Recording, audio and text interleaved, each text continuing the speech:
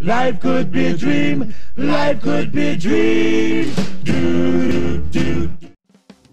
Halo semuanya.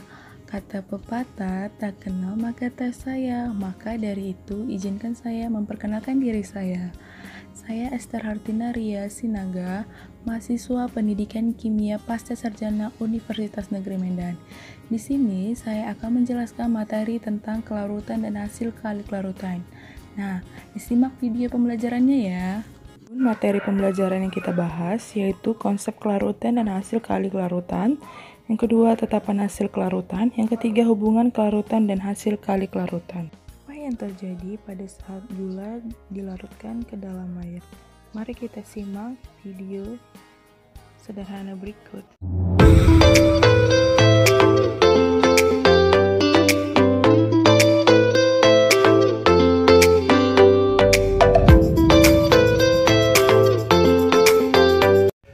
Baiklah, tadi kita sudah melihat video animasi air ditambah gula. Awalnya gulanya larut. Nah, tadi kita sudah menyaksikan video sederhana mengenai air dimasukkan dengan gula. Nah, berdasarkan kemampuannya melarutkan zat terlarut, larutan dapat dibagi menjadi 3, yaitu 1. Larutan tak jenuh.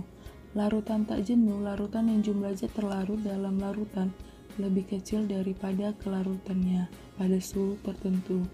Sedangkan larutan jenuh, larutan yang jumlah zat terlarut sama dengan kelarutannya pada suhu tertentu. Larutan lewat jenuh, larutan yang jumlah zat terlarut dalam larutan lebih besar daripada kelarutannya pada suhu tertentu. Nah, selanjutnya kita membahas mengenai kelarutan. Kelarutan atau solubility adalah suatu besaran yang digunakan untuk menyatakan jumlah maksimum zat yang dapat larut dalam jumlah tertentu zat pelarut, di mana rumus umumnya S sama dengan mol per volume. Satuan kelarutan umumnya dinyatakan dalam gram per liter atau mol per liter atau dibilang molaritas. Adapun contoh soalnya di sini, dalam 500 ml larutan jenuh CaF2 terdapat 8,2 mg CaF2. Tentukan kelarutan si CaF2. Pertama-tama kita cari dulu mol CaF2, rumus mol gram per mr, di mana 8,2 kali 10-3 dibagi 78, maka hasilnya 1,1 dikali 10-4 mol. Jadi kelarutan CaF2 yaitu 1,1 kali 10-4 mol dibagi 0,5 liter, sehingga hasilnya 2,2 kali 10-4 mol per liter. Adapun faktor yang mempengaruhi besarnya kelarutan, yaitu pertama jenis zat pelarut, di mana senyawa polar mempunyai kutub muatan, akan mudah larut dalam senyawa polar, misalnya gula, NaCl, alkohol, dan semua asam. Dan adapun senyawa nonpolar yang akan mudah larut dalam senyawa nonpolar, misalnya lemak mudah larut dalam minyak. Senyawa nonpolar umumnya tidak larut dalam senyawa polar, misalnya NaCl tidak larut dalam minyak tanah. Adapun juga faktor yang mempengaruhi yaitu pertama suhu. Kelarutan zat padat dalam air akan semakin tinggi jika suhunya dinaikkan karena adanya panas kalor mengakibatkan semakin renggangnya jarak antara molekul zat tersebut. Di sini ada gambar grafik menunjukkan adanya pengaruh suhu terhadap kelarutan beberapa zat. Berbeda dengan zat padat, kenaikan suhu akan menyebabkan kelarutan gas dalam air berkurang. Hal ini disebabkan suhu yang meningkat mengakibatkan gas yang terlarut di dalam air akan terlepas meninggalkan air. Selanjutnya, kita membahas hubungan kelarutan dan tetapan hasil kali kelarutan. Kelarutan digunakan untuk menyatakan jumlah maksimum zat yang dapat larut dalam larutan jenuh.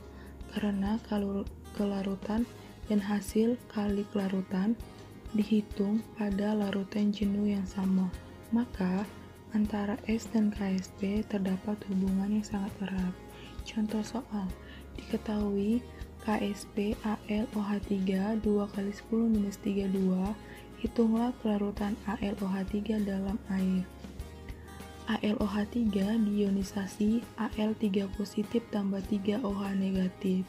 Nah, KSP dari Al yaitu S kali 3S pangkat 3, sehingga S sama dengan 4 akar 2 kali 10 - 32 dibagi 27, sehingga hasilnya 5,21 kali 10 - 9 mol per liter.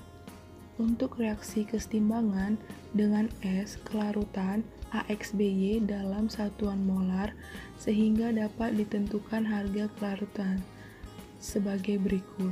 S 4 tambah N akar KSP dibagi M K pangkat M kali N pangkat N. Besarnya KSP suatu zat bersifat tetap pada suhu tetap. Bila perubahan suhu, maka harga KSP tersebut akan mengalami perubahan.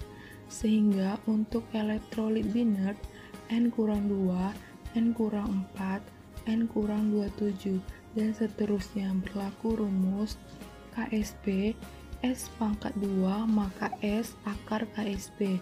Nah, KSP 4S pangkat 3 maka S 3 akar KSP bagi 4. KSP 2S pangkat 4 maksudnya 27S pangkat 4 maka S sama dengan 4 akar KSP 27.